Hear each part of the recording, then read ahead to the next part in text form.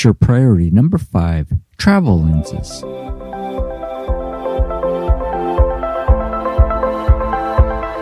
Welcome to the Aperture Priority Podcast, an Avila Studios production where it's all about photography and fun.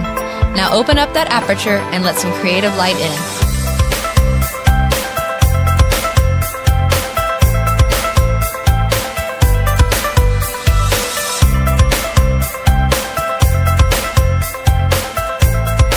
All right, great. Welcome to Aperture Priority, show number 5. I've been off for a while. I had a finals in school, and I'm over that. And today I got a new co-host with me. Go ahead and introduce yourself, Joe. Well, thank you, Tony. Joe Engelbrecht, and I understand that last name causes a few people to stumble, but it's a good Norwegian name, and I've had it for quite a while. I'm kind of attached to it, but I appreciate the opportunity. Great. Yeah, so give us a little bit of background on your also passion for photography. Well, sure. I got into photography when I was young. My mother was instrumental in doing a lot of photography around the house, and she was the official camera person, and she really got into it. She bought a Minolta SLR and had all the lenses, and she was really serious about it, and I kind of picked it up from her. And I was in high school, I was the geek in the dark room for the annual, and come out smelling like stop bath vinegar and all that. And I went through and made a living in photography for a number of years, did a lot of commercial photography, mostly in the fashion industry, did a lot of product photography for jewelry stores and that type of thing. And like so many other people in photography, that was what I did for a living. But what I really enjoyed doing was nature, landscapes, but hard to make a living doing that. And so that's where I am today, is back in photography. I took a little break and went into the nonprofit world for a while, and got back into photography about 6 years ago. Yeah, great. Yeah, I remember, and we're both part of the same camera club that was started by our late friend Terrence McGraw. Right. And I knew Terry, back to the mid 90s. So yeah, I was sad when he passed right at the new year. But yeah, and I'm the same thing. I try now to focus on my passion. Right. The work stuff just got to the thing. I still do enjoy when I photograph the wine bottles. So that really is a challenge for the glare and everything. Sure. But my passion now is going out and doing something for myself. Right. Well, you were showing some work this morning that was pretty good. It wasn't wine bottles. Yes. And I also, so let's start off. I'm still checking the Nikon rumors. I'm still waiting for that mirrorless camera, any little leak. And the details are sketchy. So I'm just hoping it's like, what are they going to do? Mm-hmm. Nikon is probably one of the most secretive corporations on the planet. I think they hire ex-CIA people to do their marketing or something. Really? Interesting. The rumor I heard was that they are waiting for the market to shake out to see what's working and what's not working. And I had that conversation this morning about some of the physical limitations of the mirrorless bodies and the lens and the backwards compatibility that Nikon has been so famous for. Yes, and I'm waiting to see if it is going to be the Z mount lens, and what lenses are they going to come out, and also if they are going to have an adapter, is Nikon going to be bold and daring to include the adapter with the camera? Right. In my part, that's a little bit of wishful thinking. That'd be nice. Because I remember when I used to work at a camera store back in the day. I worked at Mike's while I was going to COS. Nikon was notorious. You would buy their camera. They wouldn't give you a camera strap that said Nikon. You had to purchase that yellow and black. Yeah. And so now I'm hoping maybe they'll do that and make it competitive, but we'll see. Yeah. Then I'm looking at, there's one interesting camera that supposedly Fuji's going to come out with. They came out with this GFX 50S which is their mirrorless medium format. Mm-hmm. The rumor is they're going to come out with a smaller version. It's going to be the GFX50R, R for rangefinder. Mm. So it's going to be a little bit smaller, but it's going to be more of a true rangefinder. How I read it on their rumor site, that really got my attention because I loved shooting medium format. Before I switched to digital, it's like all my friends were selling off their medium format and going digital. Right. So I was getting a great deal on all this medium format gear. And then all of a sudden it was like, oh, well, now I got to sell it. Yeah, now I know why they were selling it, right? But this kind of intrigues me because the one rumor I read, it's going to be priced right at almost the D850 price range, maybe a little bit more, like a $4,000 range. I see. So that intrigues me that all I need is a couple of lenses, and I think this would be a great little travel lens camera if you want to go out and do some kind of neat street photography. I know people don't use medium format for street photography, but there was a photographer, and I can't think of his name, that I used to like. I think it was French, and he used to use the Mamiya 7, which was a medium format rangefinder body. And I used to just love his black and white work. So now I thought, hey, wow, this would be a cool little thing that's not an SLR. Maybe it would challenge me.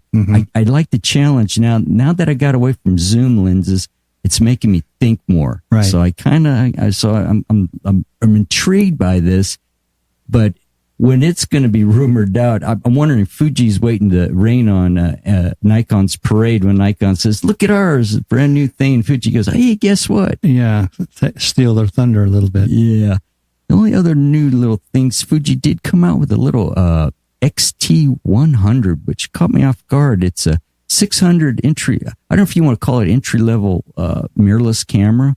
I do like their system. I will have to say I'm a little... I don't want to say Fuji fanboy, but I do like their cameras. I thought, here's a company that's kind of doing it right. And one thing that I really like about Fuji, they came out, because I have the XT1, they came out with a firmware update not too long ago for the XT1. They do seem to take care of their customers, and that I really admire them for that. So I've seen the $600 price range. I don't know if that's true, but if somebody's entering something, maybe a little travel camera, that'll be kind of neat. Crop sensor, I suppose. Crop sensor, yes. Yeah. I guess it made sense for them not to get into the full frame. They figured, Nikon, Sony, Canon, Pentax is still there. Maybe they're like, hey, let them have that. Right. And we'll get into the crop sensor and now in the medium format. So maybe that's a interesting strategy. Yeah. The only other thing on news, anybody who has a Nikon D5, there's an update firmware, and I have two friends that have D5, so there's some kind of firmware update on that and the the medium format GFX film, the GFX 50S, the medium mirrorless body for Fujifilm. And I have friends that have these two cameras. I have three different friends. So, I figured that'd be kind of good. Firmware, I found it's, I would say on cameras anymore, in my older cameras, I didn't upgrade. On the new ones now, I do. And the interesting about, especially when I got into the Fuji, there's firmware also for the lenses, which kind of caught me off guard. It's like, wow, this is getting really sophisticated. Well, the D5 firmware update has a really interesting feature that I hope Nikon rolls out to the 850 or the 810 perhaps. And it's like a one button reset where you can reset your configuration to the previous configuration with one button. So that's an interesting one. That is interesting, yes. And that came out with a firmware update. And that's interesting, and I hope they roll that out to the other models. I hope so too. I hope they I'm still waiting. I would love to see a camera manufacturer just go crazy and do something different and hire somebody that either programs for the iPhone or Android with a Right. nice interface that just gives you the basic things. You could have the deep stuff there, like the real technical stuff, but Right. just where everything's at your fingertips Yeah. instead of menu down, over, down, yes, down. yes. So whoa, that's my wishful thinking. Okay. But let's lead into today, since I just finished, of course, last week we had finals, so I had to turn in my grades and my classes, and so I'm done for school until mid August. So I thought today's show would be about travel and what's a good travel lens to look at. And I know you're going to be traveling here Right. pretty soon. That's a great question because it presupposes a few things. One, I've traveled throughout Central America and throughout the United States and Europe, and I've traveled by myself. I've traveled with people. I've traveled with family. And what I have found is that those things have a factor on my gear selection. And I'm assuming that we're talking to photographers that are serious photographers, professionals, or aspiring professionals, or serious amateurs, however you want to classify that. And so, and the way I classify that, by the way, is that you're going to do something with the image when you get back with like something like Photoshop or something, instead of Right. show it on your phone to your friends. You're actually going to print it. I guess that would make the difference. So, for example, when I've been to Guatemala several times, and I've been to the very rural parts of Guatemala, and the way I pack and plan for that trip is different than, say, a trip that I go to Yellowstone National Park or take a trip in the United States. And it's even different than the way that I would select my lenses for a trip to Europe. And we've all been there where you have to decide what kind of environment you're going to be working in, not just the physical environment, but there's issues of safety. You know, there's places in parts of the world where you don't want to have a big lens and a big camera and be out there by yourself, especially if you're a lady, traveling alone, for example. That's a different mindset than you or I going to these same places. So the lenses that, you know, if you're going to take one lens or two lenses, and the obvious answer to me for just one lens, if you had to stick to one, it'd be like a 28-300. I mean, just a walk around lens. Again, if you're really serious about it, then you may want to take another lens. But if you're going with family or going with friends that are not photographers, you know, you're not going to have the time or their patience to put up with a lot of photography. So 28-300 is an ideal lens. Marry that to your body, the one that you like. Mm-hmm. You know, I went to Guatemala with a Nikon 810, and I had people looking at me, "You sure you want to take that kind of a camera to Guatemala?" I says, "Sure." But I know the environment, you know, and I know the protocols, and so it wasn't an issue. So that would be a single lens would be that's a pretty good lens for catching everything. Now, if you really want to produce excellent photographs, things you're going to bring back and print and mat and hang on the wall and sell, what have you, and then you're talking about a slightly different lens selection. So what are your thoughts about the 28-300? I have, let me think. I think I've used it before. I have a friend who has it, Mm-hmm. and he really loves it. Mm-hmm. I'm one of the odd birds. I'm this guy that for some reason, and I'll tell you a story. A few years ago, I used to go with a good friend of mine. His name's Doyle Weiss, another photographer from Tulare, my hometown. We were traveling, and we were somewhere up and down the coast, and we stopped, you know, to get gas, and I went in to go get a water or something. And there was this little like map thing, and it was showing all the missions in California. Yeah.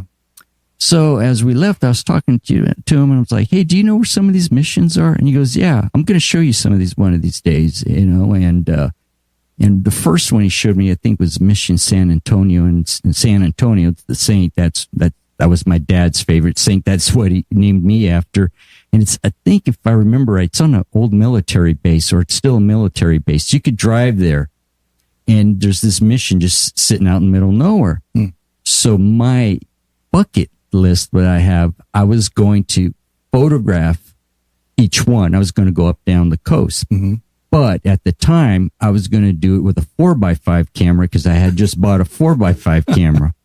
Now, mind you, this is right before digital took off. So what happened after that, it was like people, if you would bring 4x5 film and people were like, what do you want me to do with this? Yeah, exactly. What is that? What is that? Yeah. So I look at a little bit more. If I were to take one lens, and for some reason I fell in love with this one lens that when, if I do this thing on my bucket list, would be for some reason, I love the Nikon 24 millimeter 1.8, which I could do a lot. Even if I go in the street, I could do a lot with it. It's a little bit smaller. The form factor, I like the 24 millimeter. That's just me personally, field of view. But I would have to say, I have a friend who bought the Nikon, the 14, is it the 14 to 24 zoom, the 2.8? Right. That's a nice lens. Yes. And that's when I wrote down when we're talking about today. But then I have heard a lot about the Tamron, the 15 to, is it the 15 to 30, I think, or 35? 35, I think. Yeah. It's a 15 to 32.8. Now, these are a little bit more on the prime side. Right. But to me, if I'm going to do that thing where, you know, it's going to take time, and those of you who are not from California, and I'm going to fight that Southern California traffic, it's something that I want to do right, that I'm not going to want to, not that I don't like Southern California, but when you get on the 5, the Grapevine, it's one of those, it's a chore.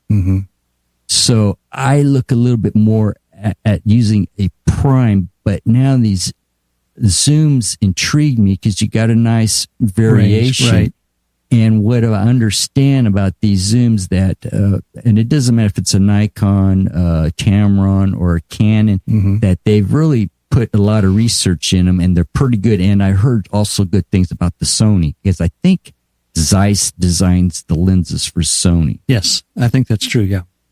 So I kind of look at something like that. To me, again, I'm looking more at the top end.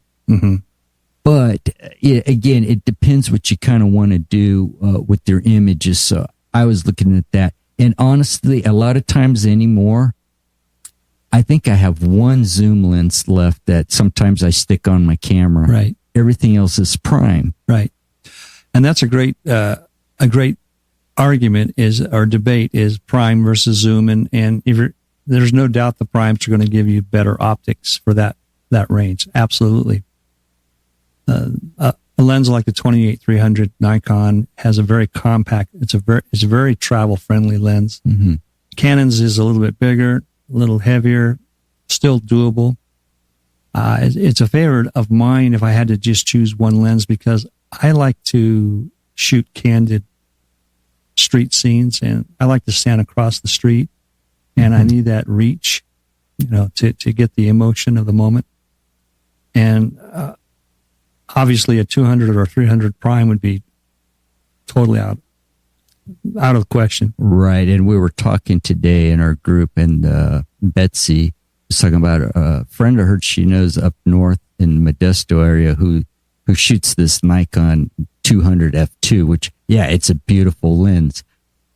Would I travel with that? I would get the biggest insurance thing on that thing, because you're going to have the biggest targets. You're pulling out a beast, to go, hey, look, and I don't want to lug around a big beast. That to me is, if I were living in one of these towns and I see that, I'd run. It's like, oh God, they're going to pose me or something. Exactly. So it's very intimidating too, that if you're trying to photograph and you got this honking piece of glass in front of you. Exactly. So, well, again, it gets back to what you're trying to accomplish with your travels. If I were traveling with a small group or a fellow photographer or an understanding spouse, I would take a couple primes and because like you said, the feet are your zoom, and you can walk here and walk there and do that. But if you're part of a group, so when I packed to go on a cruise to Alaska, for example, I had a different mindset than when I packed to go to Central America, or if I'm flying or traveling domestically. Ideally, that's the factors that I look at and you know what's interesting on security issues, for example, I've never had a problem with having anything taken from me or stolen from me, except one time. And this was, of all places, was a hotel in Ireland. And my phone came up missing. You know, I left it in the room, and it disappeared. And working with people in the hospitality industry, foreign travelers are a target for that kind of thing, because who's going to report that? I mean, are you going to stick around and make a police report? And so the idea is that you take these equipment with you, and it's on your body. It's physically attached to you for everywhere you go, basically. So weight is important. So Ansel Adams was asked this question: what kind of camera and lens would you would you take out into the field? And his answer was kind of interesting. He said, I would take the biggest, heaviest camera I could carry. So he was, of course, trying to get huge landscapes. So again, it really depends on what kind of photography you want to do. And the 28-300 is just, it's hard to go wrong. I really like the lower end, like you were talking about, the 14 to 24s for architecture and land and those kind of things, and interiors, what have you. So, if I could fudge and say 2 lenses, I'd take a wide angle and then that 28-300. Yeah, because the other thing I think too is what you have to fit these things in a camera bag, right? And and then do you want to take maybe a flash with you, just in case it, for certain things. So, you start adding a flash, extra batteries. Oh, my grip. Oh, well, hey, wait a minute. I better take a backup camera. Right. I'll take the little one. So, after a while, your bag can get big. Mm-hmm. Now, the thing that I'm going to be traveling more this year up and down the coast. Mm-hmm. I want to try to make it all the way up to Humboldt. Here in California, we don't have to worry too much, unless you're on the coast, but it's not that hot, about humidity. Right. But if I were going to Central America, there's certain places that I'd like to go visit. I know you get more by the rainforest, more humidity. Right. And somebody like me that's not used to that humidity, carrying gear would probably be a burden. Right. I agree. And well, if you're traveling up in the mountains and you're not used to 8,000 foot elevations, that all factors into it. So it really is a very personal decision about this particular trip. So there isn't one lens that is made for every destination. You have to take that into consideration. And again, we've all had this experience, I'm sure, where you're going to go on a trip and you bring your spouse, your family, or someone, a non-photographer, and you have this mistaken notion that you're going to have time to take some serious photographs. And you find yourself holding a camera in one hand and a shopping bag in the other, and you're trying to take a photograph of a street scene that's really intriguing, and you're totally out of your element and unprepared for that. So we've all had that experience. So the type of traveling you do is important.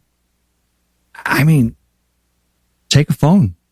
Yes. Take a phone. I mean, what is it, a 22 millimeter lens on the front of these phones? Yeah, now they have that thing where it does like a variable zoom or something like that. Yeah, well, they do have that digital zoom, but that's not highly desirable. But take a phone. That's the best camera if you're not serious about putting it on the wall. And even some of those photographs they're producing some serious megapixels now. Oh yeah, when I was up in Springville last week, a new friend of mine, Lotus, she was the model photographed, and her family has this beautiful area. They're right up in, right when you turn if anybody knows where Springville, California is, as you're going up to the park, there's the big white barn. Yeah. You turn left, you go up a bit, and your folks have a house there, and the river comes behind it. It's more like a stream right now. Right.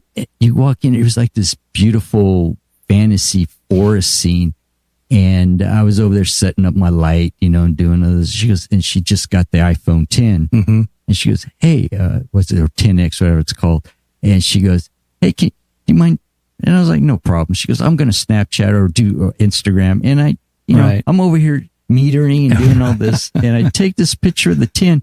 Then I look at it. It's like, this is kind of nice. Yeah, it's shocking. Well, again, if you're going to consume that photograph on a monitor, like a computer or a tablet or a phone, I'd say take a phone. Yeah. I mean, if that's what you're going to do with your photographs, then yeah, I wouldn't bother even taking a body and a camera or a lens. Yeah, because I always found a lot of experience I've found with somebody and you take the camera and you go to do something and you're getting ready to go out to an event and they just look up at you and you're like, really? You're really going to bring that, And it's like, what? Really? Yeah. You're going to ruin our day because now, it's like you're the only one in the whole group that has to wait for, well, I mean, how long does it take to take a picture anyway? Yeah. They're like, for once, just once, can you leave the camera here? Just leave it at home, and it's just kind of one of those things. But, I'm that weird one that likes it to do, to set up. I'll sometimes would just set up and I go in my own little world. But I've ran into situations where I'm too focused. Mm-hmm. Like once I was up at, I think it's called, is it Rock Dome or Dome Rock, just above Porterville in the park. It's before you get to I think that's Dome Rock. Dome Rock, it's before you get to the Trail of 100 Giants. Right. And I'm right up there, and I'm composing, and I was with my friend Johnny. Oh, you were on top of where the slopes down, and then it just sort of like drops off. Yes. Oh my. And there's this tree that's dead that grew, and I did this black and white shot. I composed it right, and I did everything. My friend Johnny was in there, and but I didn't know this. He told me he had a panic attack. Oh my goodness. So he walked off, but he didn't want to startle me. So I see him walk off. Then I look at the tree. Then I look to the right, and I'm like, I'm on the curve. I'm on this. You're on the event horizon. So I just got my camera up, grabbed my bag, and walked to the other end. And I asked him what happened. And he goes, oh man, where you were at, I didn't want to startle you. And he says, I told him, well, you could have let me know that, hey, Tony, you're a little bit on the edge. Right. Yeah. And so that I sometimes get that tunnel vision. I'm my own worst enemy on that. And I try to watch it, and I try not to get it in an area I don't know very well. Right. Again, being up there the first time. And then I noticed after I left, there's a little tent there. And I'm like, why would they be sleeping there? And I noticed, the rock climbers. So this is something they do all the time. Right. So this is their backyard of, that they know what they're doing up here. Right. I'm a noob up here. I'm like, wow, this is neat. This is it's like a dome. And then it's like, it's curving, Right. And it's like, and there's a point of no return. Yes. So I started thinking, no, because I got mesmerized because being that high altitude, as I was setting up, you actually see a cloud form in front of you, like the wisp, and then it's like, oh wow, because it's getting out to the late afternoon in the sequoias here in California, and it was like, but I let all that go and said, okay, I'll go. There's trees over there, and scenery. It wouldn't have mattered what lens you had if you'd gone over the edge. Yes. So being aware of your surroundings, I've heard stories of travelers that take big expensive cameras and large lenses, and they're serious about it, and those things are ripped from their hands by traveling motorcyclists or so again, being aware of your surroundings and the lens that you take. A lot of people would say make it inconspicuous, make it small, travel, don't bring attention to yourself, and that's hard to do when you have a 400 millimeter lens on the front of your camera. So the only reason I favor that 28-300 is because it is so compact. It's probably 4 inches when it's withdrawn in. And then, of course, your choices too are excellent for. So what would you take? A lot of people will travel in Europe, for example, and interior shots like the cathedrals and what have you, no flash. Would you take the fastest lens you have, or what would you take for that particular application? I probably would, or I would seriously look at one of these, the 15 to 30 or the 14 to 24. Mm-hmm. The reason why, because you get into some of these cathedrals will be massive and some of the other ones may be smaller. Mm-hmm. So you may not have, and then the other thing you got to think of, to sit more and try to compose, well, you can't have a tripod. And so you got to think that you may be with the crowd, so you may need that. That zoom is going to be probably more of an advantage. Yes. Because you can zoom with your feet, but you may be running into other people. Right. And the zoom gives you options, you know. Yes. Again, if you're not going to put this on a metal print hanging in a gallery, the zoom is going to be adequate for almost any purpose I can think of.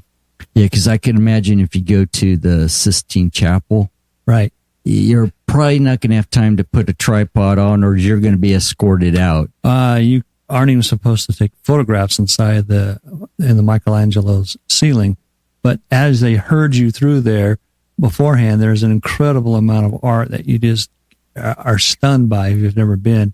You can take photographs of that, but once they get you in the actual chapel, they have the docents scanning the crowd looking for people taking photographs, and they will chastise you and maybe worse. Now, I'm not going to say whether or not I ever took a photograph in there or not, because who knows who's listening. But, that's right. but I certainly didn't have a big camera with a big lens. Exactly. Right. Exactly. Right. So that's where that's why I thought, these zoom lenses are a little bit more. Like, for instance, I believe that the Nikon one goes for, I believe, around 1900. The 14 to 24? Yeah. That's part of what the holy trinity of Nikon lenses. Yeah. Now this, it's 19. Now the Tamron, it's $1,000. It's about 1,000, almost 1,100. Mm-hmm. Now, if you were to ask me when I used to work at Mike's in the camera store and I was going to college, if you'd say, Tony, hey, what kind of lens? If you had Nikon, I'd say get Nikon. You had Canon, get Canon. I'd say get away from the third party. But I can't say that anymore because everybody's telling me now, Tony, no. You need to take a look at these. And I understand they're well built, so you don't have to make an enormous investment. Now, if you're not a wedding photographer or where you need the holy trinity of lenses and you're traveling, this may be a good travel zoom if you want to go to that top end. But there's usually the one that's, I think, Canon has the ones that are the f4s. And also Nikon, I wrote it down here. Nikon makes the 12 to 24. It's for the cropped sensor. Mm-hmm. And I believe on all the other Nikon cameras, if you put it on, it automatically will adjust your viewfinder so you see what you're getting. Right. And so that's not too inexpensive. And it's an f4, which today's film, the ISO, the low ISO light level capacities, and that's a great point too, because the modern bodies like Nikon and Canon's bodies that are out for the last 2 or 3 years have incredible low light performance. I've done some tests that have shown me that most people can't tell the difference with the noise under 1600 ISO. They can't tell the difference between 1600 and 100 ISO. I know you can blow it up and you can see it, but it's so easy to fix. It's so subtle that I would never. In fact, I have to get over the fear of going above 400 because the days of film, 400 was like the barrier, the sound barrier, and your world came to an end if you went to 800 because the grain was so big. You couldn't do. And 1600 was completely, totally. You must be out of your mind to shoot that unless you're shooting high school football at night or something. Yes, that's when they would use. Yes, they would use that. Yeah, because I also used to work at the Times Delta. Yeah, and digital, it was starting to come in. And when I worked at Albert's, back in the day, they were the only ones in this part of the valley. I had a high-end film scanner. Mm-hmm. And so some of the photographers that worked for them, when they would send their pictures out for competition, they would work on them digitally and have me make slides off their digital files to send off to competitions. Mm. And I could tell the sports guys, as you would look at it, and it was like, hey, but for shooting in total darkness, I know it was like, hey, wow. You got an image. Yeah, it's like, but you expected it. Now it's like, wow. I mean, things have changed, which is good. I'm seeing them, they're pushing it. I would like to see them push them further, but I'm being picky, you know. Sure. It's just like, okay, again, I guess I really want to be wowed more. It seems like, if you look what happened in the computer world and the mobile computing and phones, mm-hmm. it's like, wow, they're making these leaps and bounds. And it's like, the camera manufacturers are kind of like, I don't know. They just seem like they're content. The biggest upgrade is the number of megapixels, but that's about it, you know? Yeah. Yeah. Because after a while, there's only going to be so many those megapixels that they could put on that size of sensor. Of a sensor, right. So what are you guys, what are they going to do now? Are you guys going to give us something, that you could virtually sees in the dark, or is it something that's going to work more like your eye? And when you put in these tricky light situations, it'll be able to give you that larger bit depth where you can capture more. Right. What's the next or big deal? Have multiple focus points in the same image so that you can draw out a different focus plane within the same file. That would be interesting.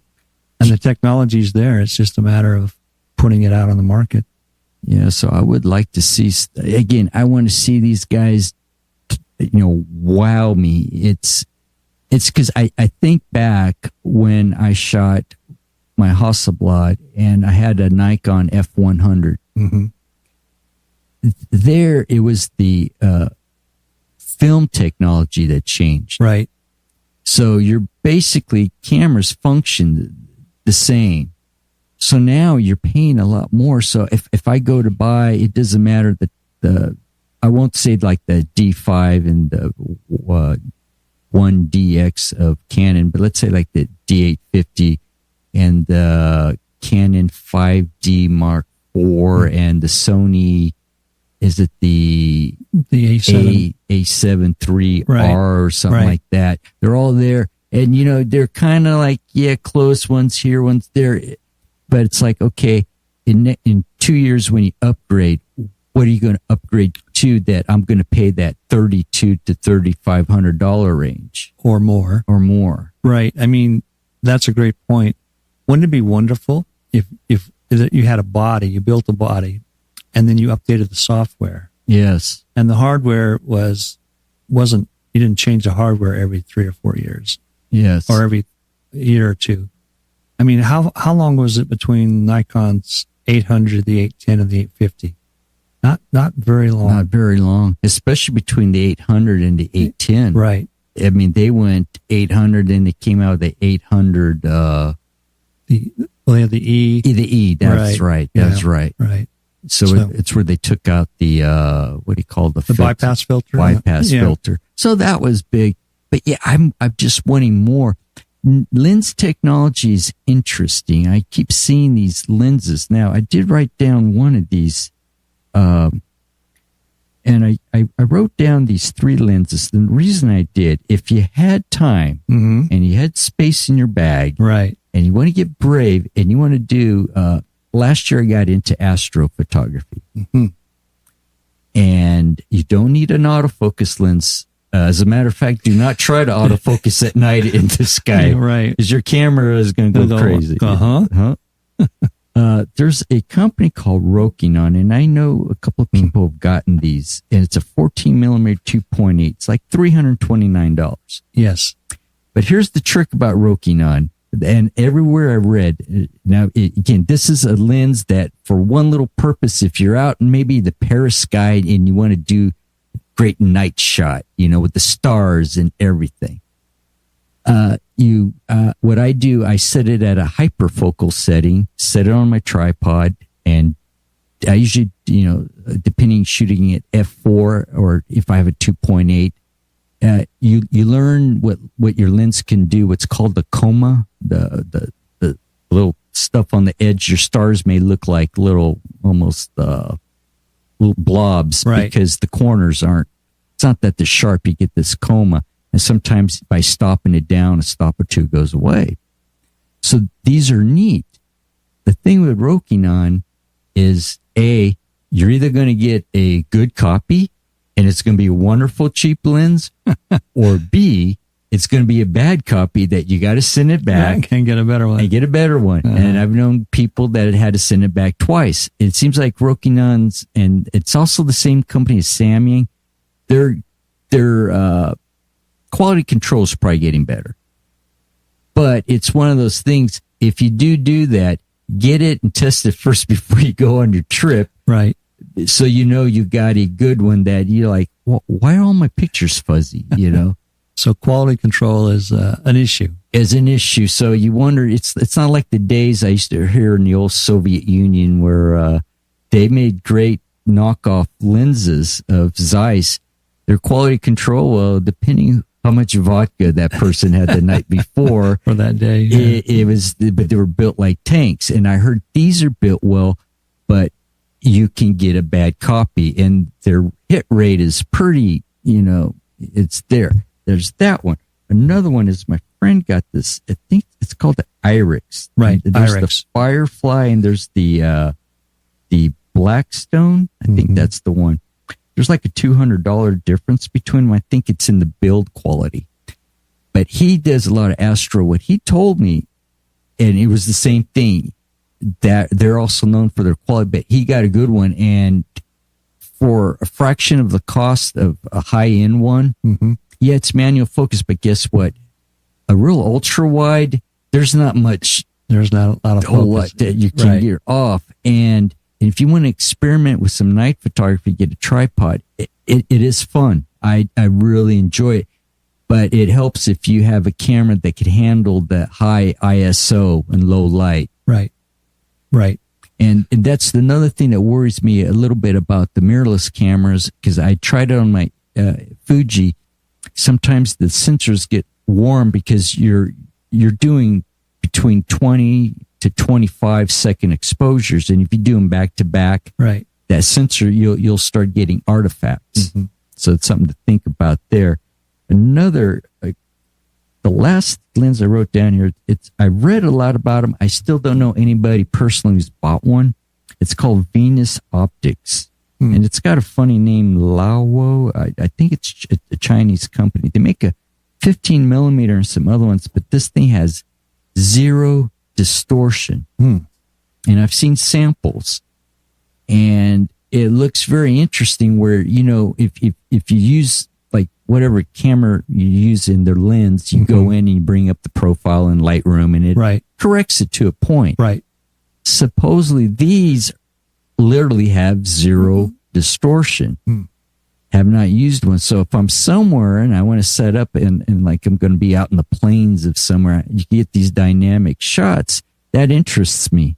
Maybe you're in Paris and you're looking down a thing and it's like, this is going to be a great shot. And you got the buildings where they don't look like they're falling off or coming towards you. Yeah. So some of these lenses, they're a little more niche, but there'd be ones I like to try. But again, I'm afraid, is it going to be, did I get a good copy or did I get a bad copy? Definitely take it out and take it for a test drive before you get on that airplane. So what do you think about renting lenses on location? Oh, yes. I would highly recommend it now. Here's the reason. Let's say I was planning a trip to somewhere in South America or somewhere that I'm going to go, and it's going to be one of those trips that, this may be once in a lifetime. Right. I may rent some lenses before I buy to see, are these going to be what I want? Right. And some of them may let you take, because you could get insurance on, you could probably rent it for your trip. Right. So if it's a lens that you're definitely going to want to take, and some of these lenses, they can get up there in price. Yes. And so I would not hesitate to do that, because I think there's borrow lenses and there's lens rentals. Right. Crowdsourcing or the shared economy online, like the Airbnb of lenses. Exactly. And that to me is that's fantastic, because you can rent this lens, go use it, because again, it could be a trip of a lifetime, but you saved up for that trip. Right. And now you wish that, because some of these lenses, the 35 millimeter full frame equivalent of today is almost getting on par what I would have had to bought on a Hasselblad years ago.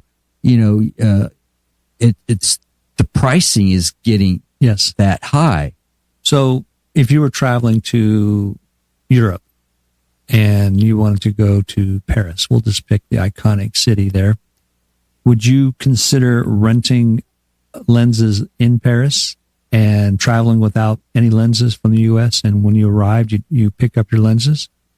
That's, you try them out and you say, this is what I want. Or another strategy that I haven't used personally, but makes a lot of sense to me, is you take a lens or two and then you supplement those with some exotic lenses, like your 14 millimeter fixed lens, or maybe you do want a 300 millimeter fixed or a 400 millimeter, because you're going to be shooting wildlife for a day and you rent it for the day. So you rent the special application lens at the destination. That would be a great idea. Yeah. So I'm thinking that ideally 2 lenses for me. If I were to pack 2 lenses, it would be like a 14 to 24 and then the 28 to 300. And I think that would cover me. They're both easy to carry. They're light, and I can be discreet. I can do the candid photography across the street, or I can maybe shoot a bird on a wire, and I can also get those landscapes and interiors. And again, I would not be afraid to take a 4.0 lens, because the ISO, you can bump that up to 2000 ISO and really struggle to see the noise. Yes, that's very true. That's very true. There's been I think back, everybody wanted the fastest, the 1.4s, some were 1.2s. You have to step back from that mentality, and you really don't need that today, because unless you're going to be with Pixel Peeper and blow your image up to 800% and say, oh my God, I see a little speck of noise there. You're not going to see that. And I have seen prints from high ISO that are just mind boggling. Exactly. It's amazing. You could not get with film. This is an exciting time to be in the business of photography. The technology is, like everything else, expanding and growing very quickly, and it takes a lot of effort to enjoy it. Or not effort, but it's an enjoyable effort. Yeah, and I guess it's like computers. Everybody says, when do I jump in? And it's like, jump in, and just because, you're going to buy that camera and you go, oh, if I waited 6 months, but you keep doing that, a year will go by, 2 years will go by. Right. Is go for it. I mean, you can't go wrong, because I think, if I'm not mistaken, what 35 full frame is now, it's already encroaching what you used to get with the medium format back in the day. I agree. That's the resolution is getting up there in the 40 to 50 megapixel range. We're at 2x2. That's right. So can't go wrong. And pretty soon those cameras are going to drop down in price. Right. So I guess that was great. I think we'll leave it in there for today. All right. So Joe, where can we find you? Well, I manage a website for a group of photographers called Bright Angel Images, plural.com, Bright Angel Images.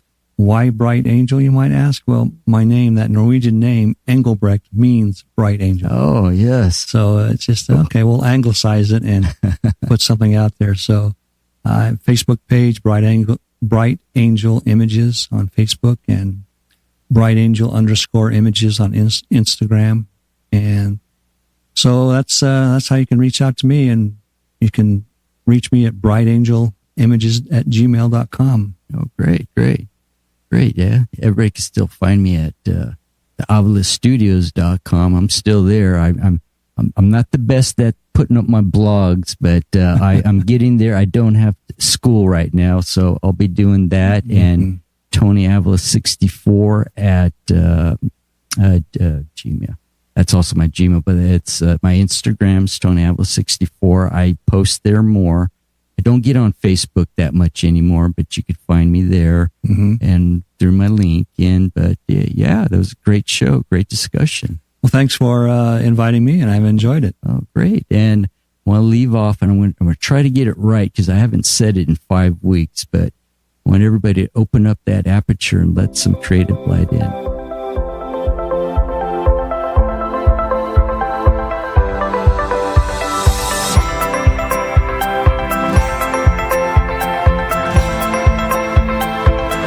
Aperture Priority is an Avila Studios production. For more information on what Avila Studios has to offer, please visit us on the World Wide Web at avilastudios.com.